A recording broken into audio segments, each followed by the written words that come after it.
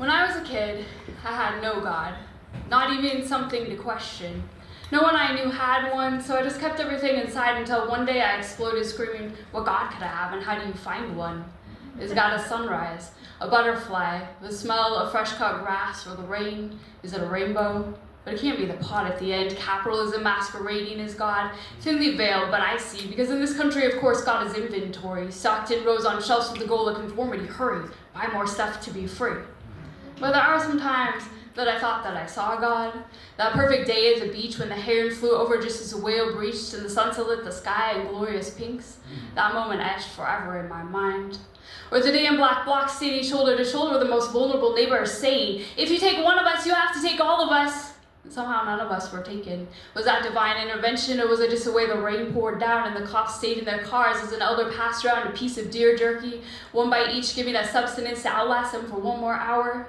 Maybe the rain and God are the same thing. But who is God? Is it someone granting me serenity?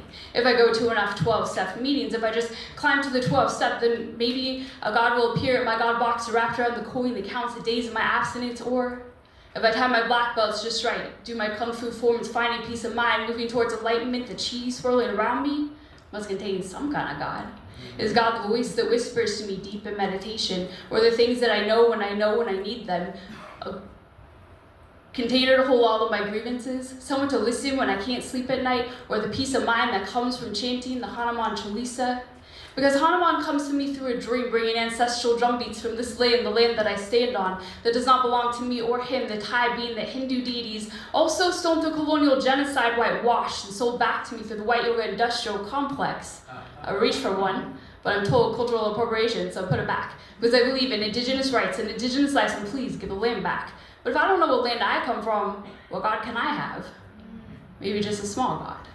One that comes from my own breath, the bottom of the exhale, the space in between, the nothingness, the spaciousness, filling in between everything. There's something to fit in my pocket, too small to be seen and yet bigger than anything. A giant God, enormous God, the universe, the sun, the moon, the stars, giant shapes across the sky, some great phenomenal being that no one dares defy, Allah, Buddha, Krishna.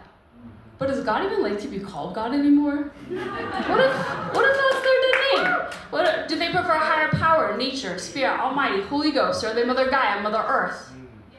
But how can my God be something that's dying?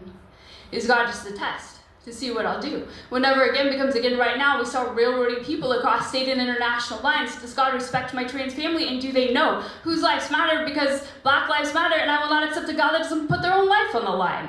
What kind of God? Made a world where we have to put our own lives on the line for basic human rights. Isn't God also bound by creed or covenant? Do they believe in interdependence, pluralism, justice, transformation, generosity, and equity? Love? Or are they beyond that?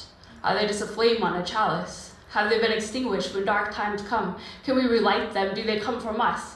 Or are they the light that we must follow? Something bigger than us? The river of life flowing through us? Is God love itself, holding us? A hand reaching out when I didn't know that I needed one. One more chance when I thought I was done. Do we have to find them? Or are they always there and we just have to let them in? Maybe God is not a place to arrive at, but a process in which I seek and find some semblance of meaning and reverence for life.